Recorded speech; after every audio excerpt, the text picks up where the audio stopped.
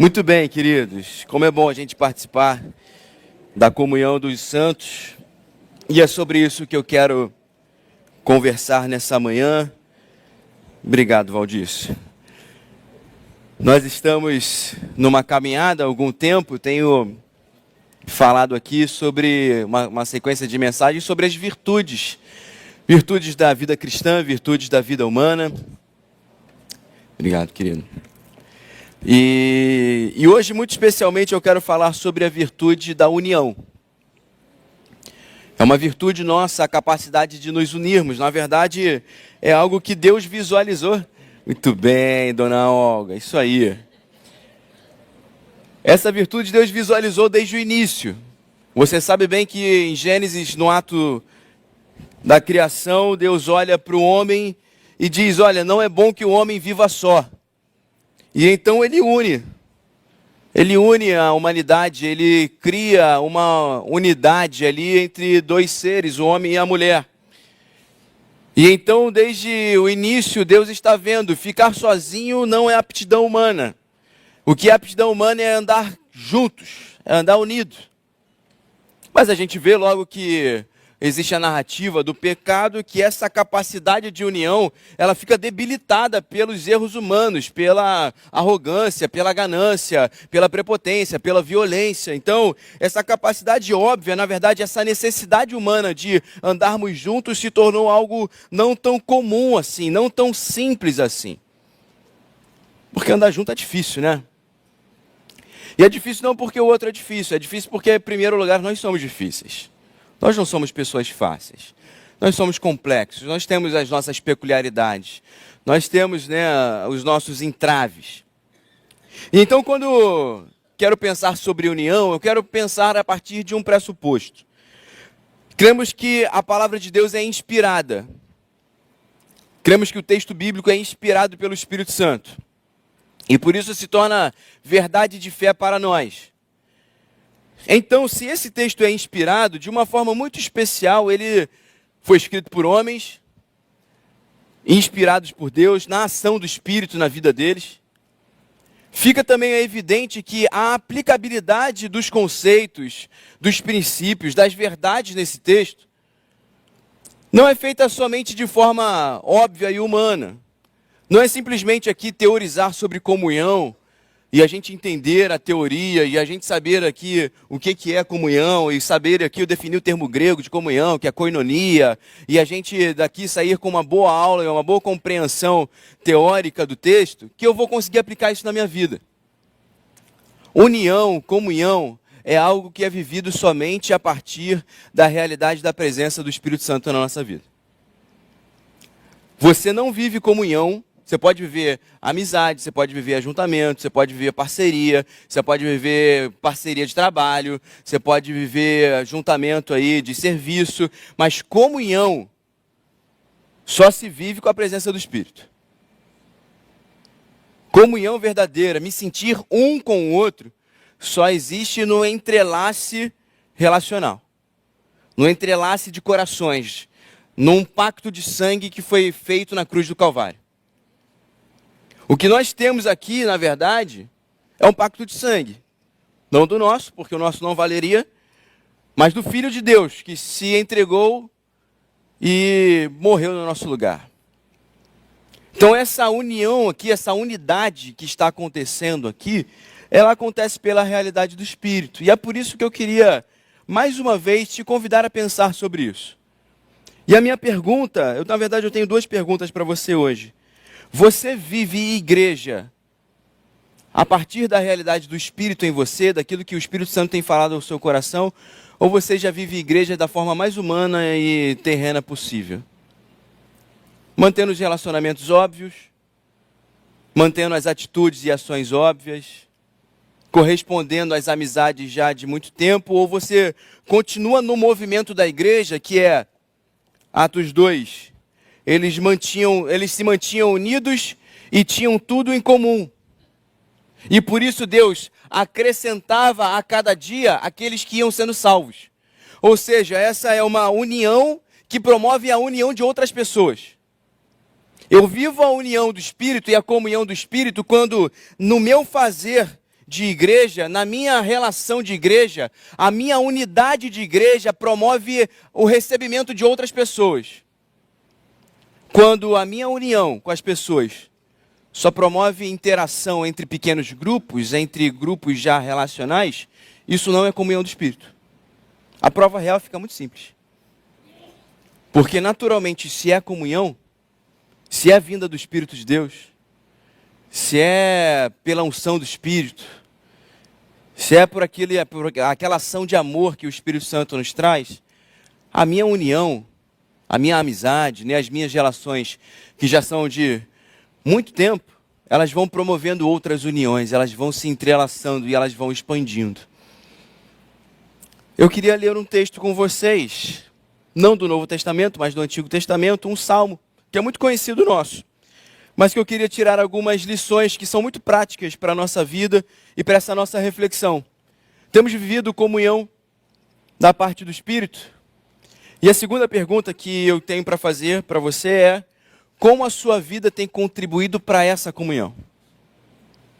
Não estou falando sobre os projetos da igreja, não estou falando sobre o que os líderes estão propondo, não estou falando sobre as ações pastorais, eu estou falando sobre a sua vida. Como a sua vida nessa igreja ou na sua igreja tem contribuído para que haja uma união que promova outras uniões, para uma comunhão que promova a recepção, o recebimento de outras vidas, me colocando como um paradigma dessa união. Quero ler com você o Salmo 133. Você pode abrir comigo, por gentileza. Eu quero pedir para que você abra e deixe a sua Bíblia aberta, porque nós vamos ler o Salmo todo e depois quero comentar algumas coisas a respeito desse texto.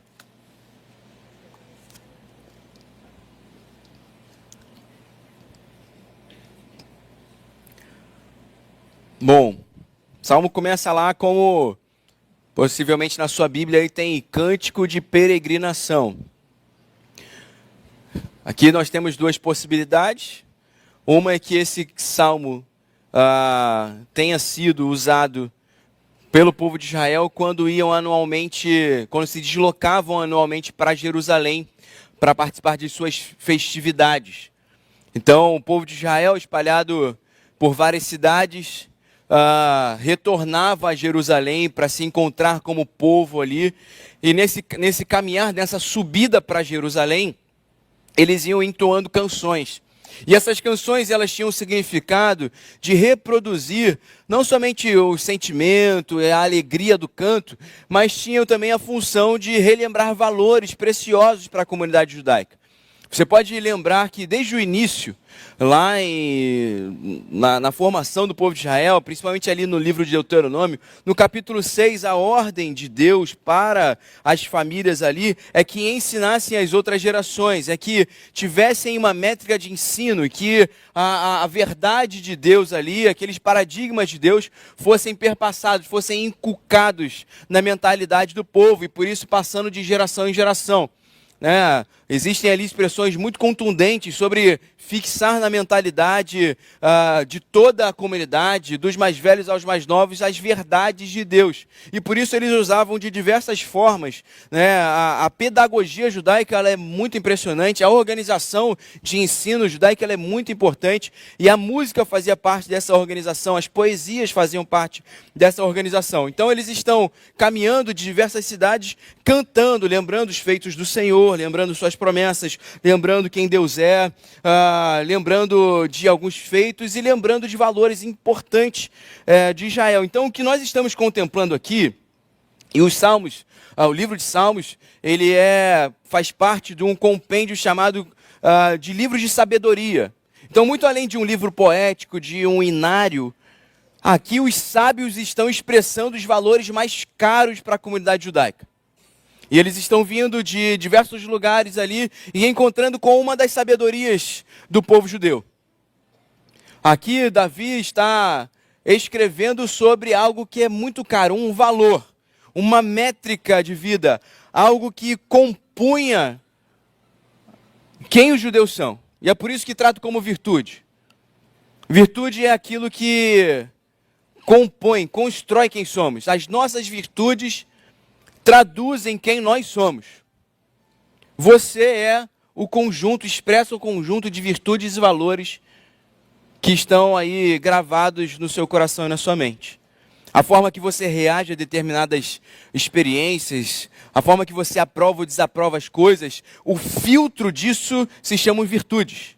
E por isso, aqui, o povo está sendo mais uma vez lembrado e ensinado sobre um dos valores mais caros para uma comunidade de fé e para uma comunidade como povo de Deus. Uma outra possibilidade é que esse fizesse parte ali dos cânticos entoados no Templo de Salomão, possivelmente também as duas caminhando ao mesmo tempo. Pois bem, vamos ao texto. Salmo 133 diz assim: como é bom e agradável quando os irmãos convivem em união. É como óleo precioso derramado sobre a cabeça, que desce pela barba, a barba de Arão, até a gola das suas vestes.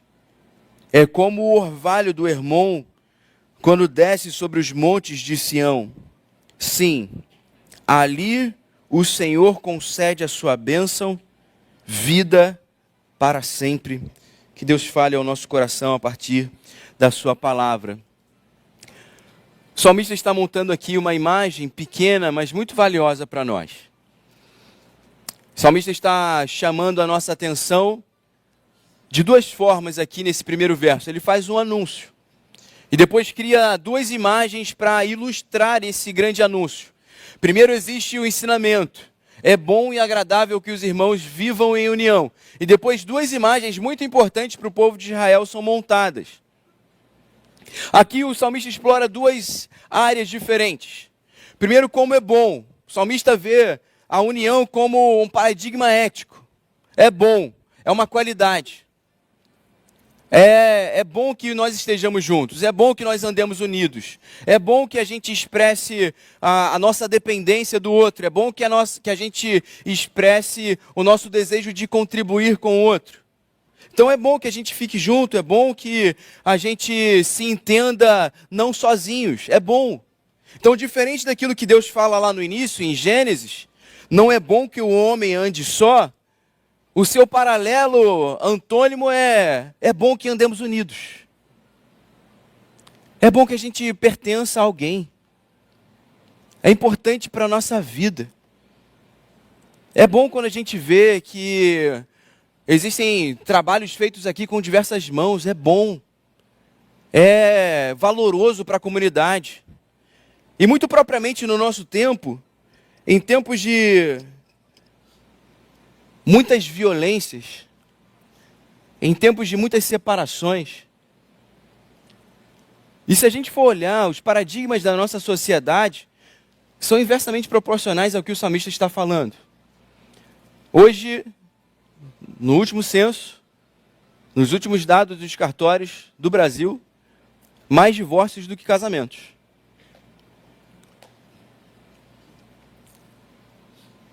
Nós andamos numa cidade em que existe guerra territorial.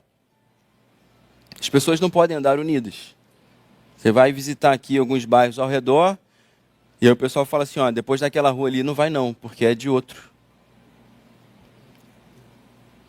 A gente entra nas redes sociais e as pessoas estão se digladiando por opinião.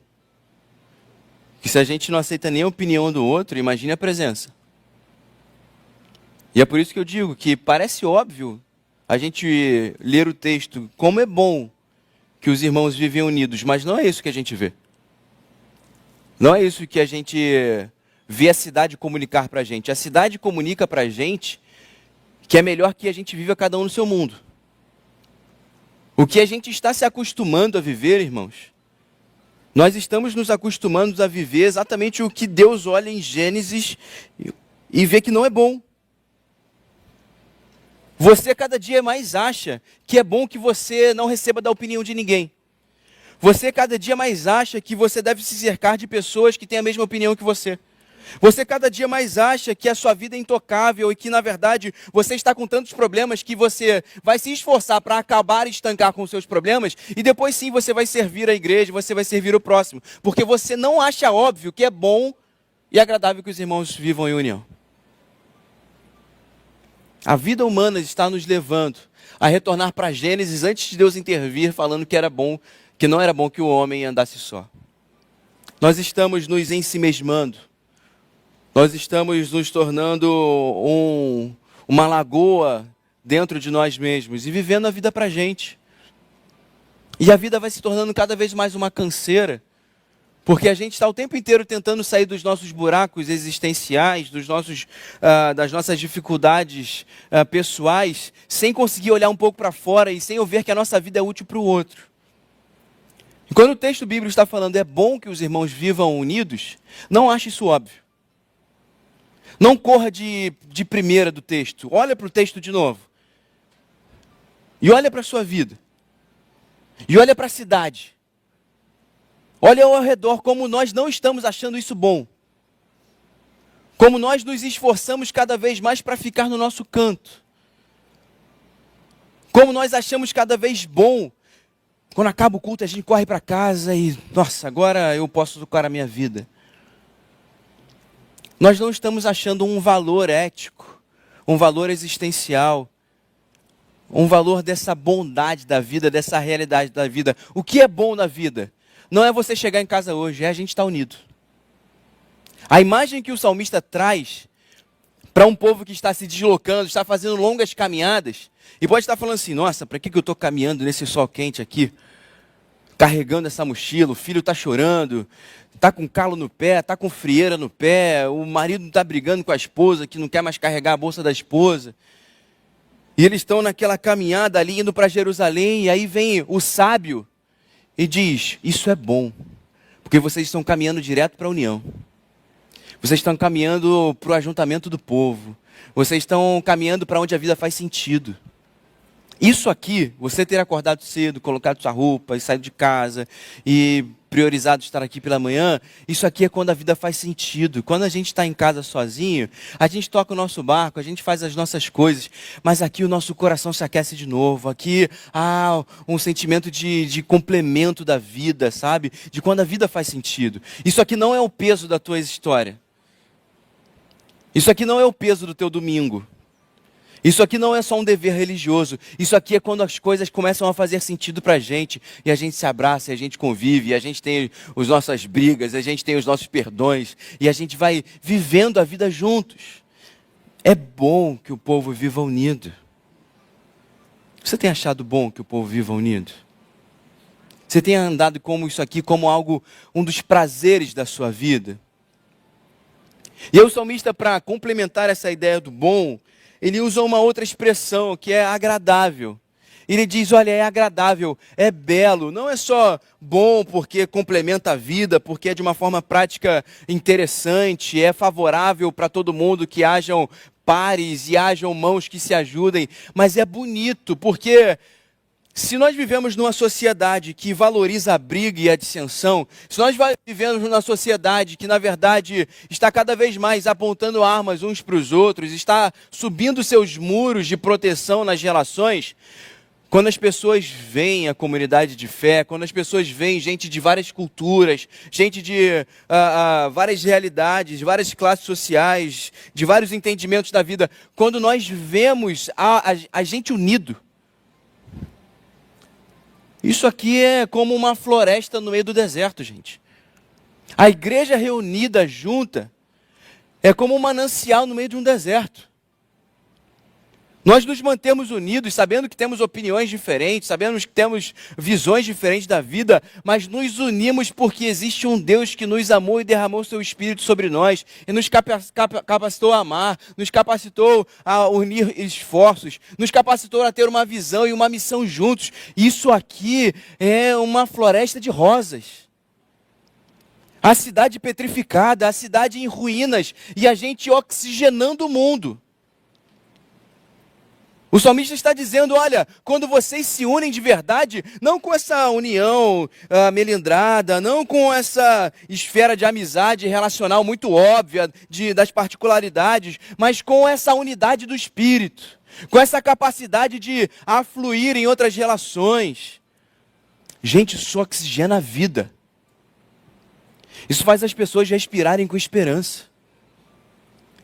Isso faz as pessoas verem que, olha, Existe possibilidade de relações verdadeiras, existe possibilidade de gente que ama de verdade, no meio de tanta violência, no meio de tanto egoísmo, meio de tanta ganância, no meio de tanta busca por si, existe gente que está buscando pelo outro.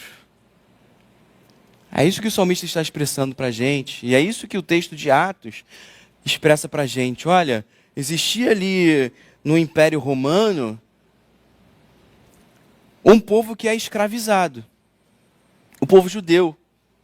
Um povo que é aplacado pelo Império Romano, que paga altos impostos, que tem subempregos, que vive numa realidade muito difícil, que não tem posses.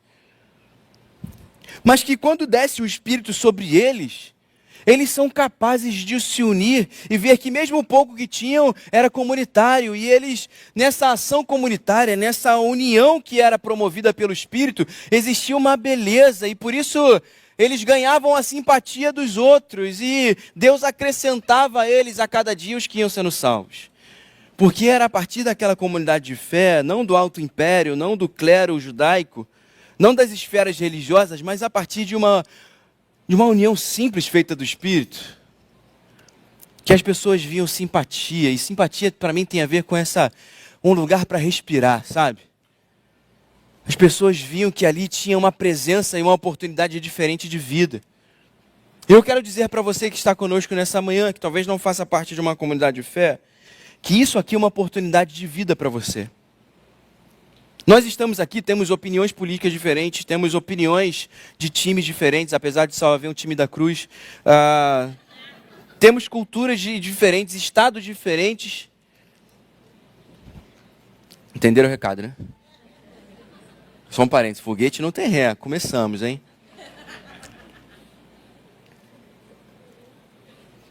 Aqui temos uma diversidade tremenda, diversidade de idades. Mas nós temos uma missão só, que é fazer você saber que Deus ama você.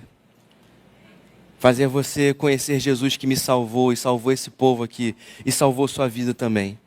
Ser uma expressão do amor de Jesus para a sua vida. E te acolher assim.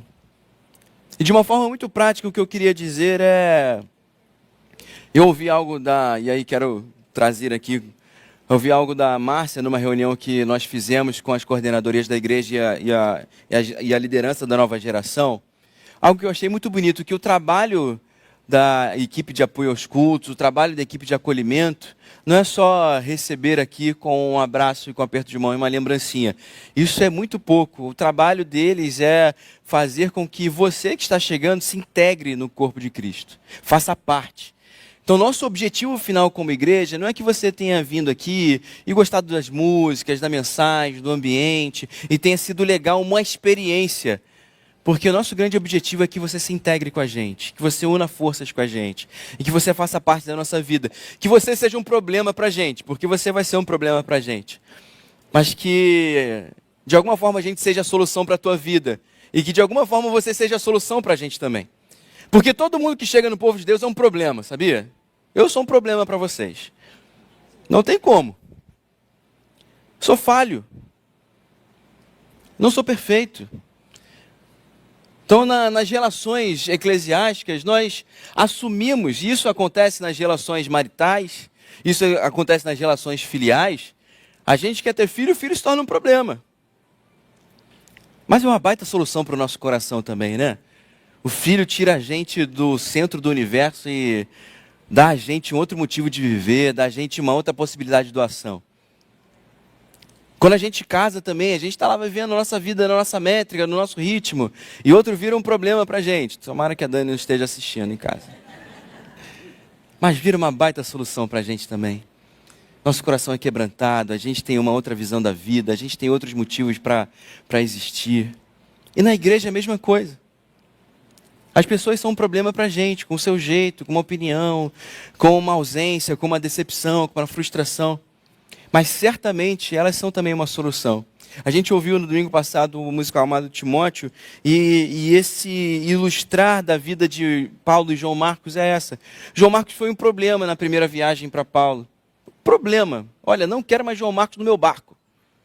Sorte de João Marcos, ele parou de naufragar pelo menos. Mas no final da vida de Paulo, traga-me João Marcos, porque ele me é útil. Porque nesse fluir da relação, nós somos úteis e somos problemas. Nós trazemos soluções e trazemos às vezes as dificuldades. E essa união que é boa e agradável faz com que esse fluxo de soluções e problemas seja a nossa vida cotidiana e seja a forma de Deus agir no mundo. O que nós não podemos é enfatizar os problemas em detrimento daquilo que é bom. E aqui na escala de valores que o sábio está trazendo para a comunidade judaica, obviamente ele está frisando isso. Ele está elencando uma hierarquia de valores, porque nas nossas virtudes precisa existir uma hierarquia de valores. E o que ele está dizendo e ele está reafirmando, ele está trazendo no superlativo, como é bom e agradável. Superlativo hebraico. É excelente, é inegociável que os irmãos vivam em união. Então sabe o que é negociável às vezes? É negociável a minha paz. A minha paz às vezes é negociável. É negociável, porque se eu não aprender a negociar a minha paz, às vezes eu não volto para a relação. A gente é perturbado por dentro pelas relações. A gente é impactado pelas debilidades do outro. A gente é impactado pelas nossas debilidades. Mas por ser inegociável e eu ver na minha vida como excelente que os irmãos vivam em união, eu não me aparto do corpo. Eu vou lá e eu vou entender que Jesus diz, olha, vos dou a minha paz, eu vos deixo a minha paz. Eu não vou lá dou como o mundo a dá. O mundo quer pintar relações perfeitas. E quer que você viva as relações perfeitas. Se só fica na sua bolha. Só fica com quem vota no seu candidato, só fica com quem torce para o seu time, só fica com quem nasceu no seu estado, só fica com quem tem a sua denominação, só fica ali na sua bolha. Mas o que o texto bíblico diz para a gente é que nessa diversidade, numa união real do Espírito Santo, nós somos capazes sim de, às vezes, ter a nossa paz perturbada. E é por isso que ele monta duas imagens que são muito importantes para o povo de Israel. Ele vai comparar a união, ele poderia comparar ali os feitos de Moisés, ele poderia comparar o Mar Vermelho se abrir, ele poderia comparar a conquista da Terra Prometida, mas ele está falando sobre a união do povo. E sobre a união do povo, ele compara a união do povo com o sumo sacerdote sendo ungido. O órgão máximo da religião judaica. A pessoa essencial para que existisse sacrifício e perdão de pecados. O único que entrava no santuário de Deus, uma vez ao ano. Ele fala que a união é semelhante a esse óleo derramado. É algo imprescindível para a existência de uma comunidade. É algo inegociável, como o óleo que é derramado sobre a cabeça de Arão, sobre essa linhagem sacerdotal, e escorre pela sua cabeça, pela sua barba, e chega na gola do seu manto. A união é como essa presença de Deus, única, inegociável, rara, difícil de acontecer, mas que acontece pela graça de Jesus. Esse óleo que era o simbolismo ali na vida de Arão, é a presença do Espírito em nós. Então, querido, se você de alguma forma se apartou ou se aparta porque tem dificuldade relacional, porque a sua paz foi perturbada, porque você foi ferido, e foi mesmo, tá? E foi mesmo, não estamos passando pano em ninguém não. Foi ferido sim, foi injusto sim. É difícil sim. Mas quem te capacita a permanecer e quem te capacita a continuar, quem te capacita a perdoar é o Espírito de Deus. E é por isso que não pode ser uma união óbvia, tem que ser uma união do Espírito. Não pode ser algo feito somente pela gente, não pode ser garantido só pela minha decisão. Não, eu sei que é certo estar na igreja e eu vou lá todo domingo. Precisa ser por esse toque do Espírito, que vai falando para você que foi ferido, que foi deixado de lado, que foi abandonado, que foi injustiçado, vai falando para você, olha, isso aconteceu mesmo, mas olha, é bom que eu faça em você um povo unido. E a segunda imagem que o salmista narra aqui é sobre o orvalho do Monte Hermon. Um monte muito alto, e por ser muito alto, ele acumulava uma quantidade de orvalho, de líquido nas suas plantas, nas suas florestas, que diz a cultura hebraica, a tradição hebraica, que essa água descia pelos seus vales, descia ali pelas suas montanhas e ia formando riachos, e ia irrigando outros lugares, ia irrigando o deserto. E ele diz que a união é como esse orvalho, que é capaz de, quando valorizada, de quando vivida como verdade existencial, de quando vivida na unção do Espírito, de quando vivida como realidade espiritual, ela é capaz de ir irrigando outros desertos. Porque às vezes a sua vontade de desistir é, vamos lá, a gente abre outra igreja, a gente faz algo... Deus te mandar, vai lá. Aí sou eu para te impedir. Mas às vezes a sua insistência em perdoar vai irrigar muitos outros desertos. Às vezes a sua insistência em dizer não é bom e agradável que a gente viva em união. É algo inegociável para mim. Você encontrar com gente ferida, porque eu tenho certeza que você tem amigos feridos pela igreja. E você ouvir aquelas reclamações, decepções, você fala assim, é verdade, irmão, é muito difícil. Mas é bom que a gente viva unido, né? A gente produz tanta coisa boa. Existe tanta coisa que só existe por conta da união da igreja. Isso aqui só está existindo, irmãos, porque nós estamos unidos e nós ofertamos, dizimamos, servimos. As coordenadorias só existem, só abençoam, só trabalham porque nós unidos dizimamos, ofertamos, chegamos juntos, trabalhamos juntos. Tudo só existe porque nós estamos unidos, irmãos. E unidos por esse Deus que nos amou e se entregou por nós. Eu queria te convidar nessa manhã a abaixar os seus muros de novo. A desligar o piloto automático. E a ouvir de Deus hoje. Meu filho e minha filha, é bom que você viva unido com o meu povo. É bom que você pertença ao meu povo. Não pelas suas forças, mas que você sinta esse meu toque. Eu te dei para essa comunidade para benefício comum.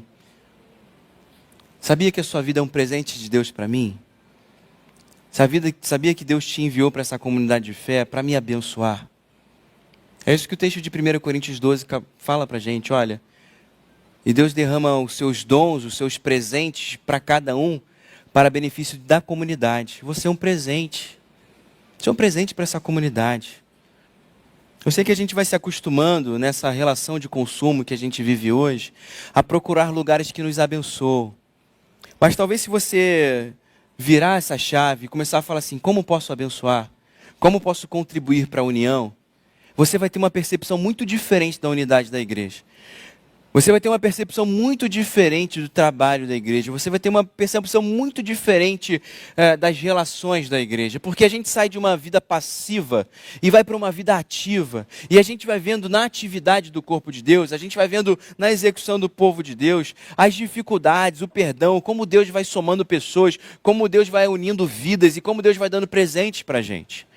Agora, isso não acontece se a gente ficar lá da plateia esperando alguma coisa acontecer. Isso não acontece quando a gente não se move com o povo de Deus. Isso não acontece quando a gente entra no nosso casulo e não se permite ser tocado por outras pessoas e tocar outras pessoas. Eu creio que esse seja um tempo em que, individualmente, nós precisamos reforçar isso dentro do nosso coração. Sim, Senhor, é bom e agradável. É bonito quando eu me vejo no meio do povo de Deus. É bonito quando eu me vejo no meio das relações. É bonito quando eu estou lá me relacionando. É bonito quando a gente abraça outras pessoas. É legal e é importante. É prazeroso e é bom. É prazeroso e é o certo a se fazer estar unido com o povo de Deus. A minha oração pela nossa igreja e pelas igrejas representadas é que nós não vejamos esse texto como uma métrica para o domingo. É bom que a gente venha para o domingo da igreja. Não é isso que o texto está falando.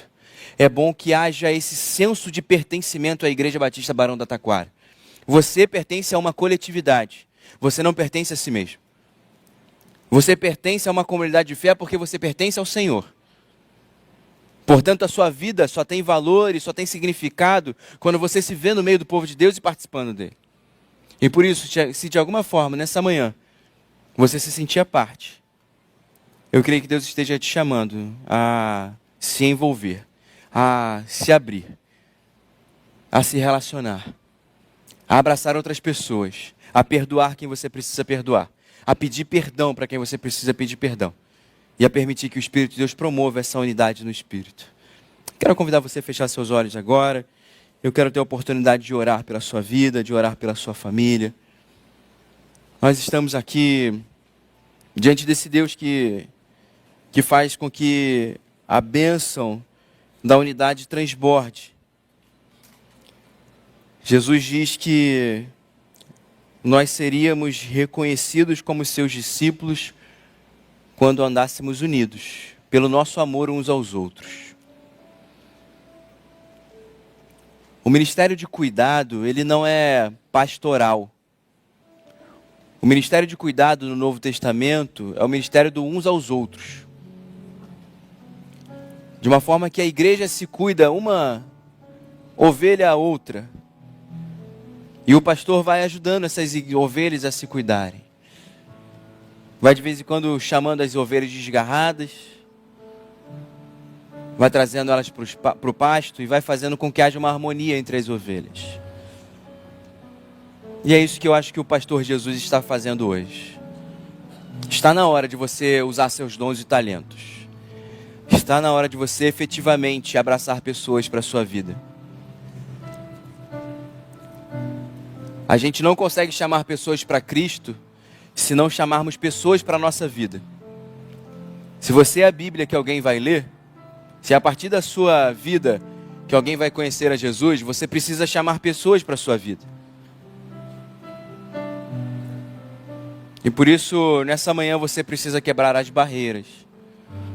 E você precisa dizer sim, Senhor, eu quero estar em união com a igreja. E eu quero ser uma ponte de outras pessoas com a tua igreja. Sim, Senhor, eu não quero ser uma porta de saída das pessoas para a igreja, da igreja. Mas eu quero ser porta de entrada, eu quero ser porto seguro para as pessoas chegarem aqui.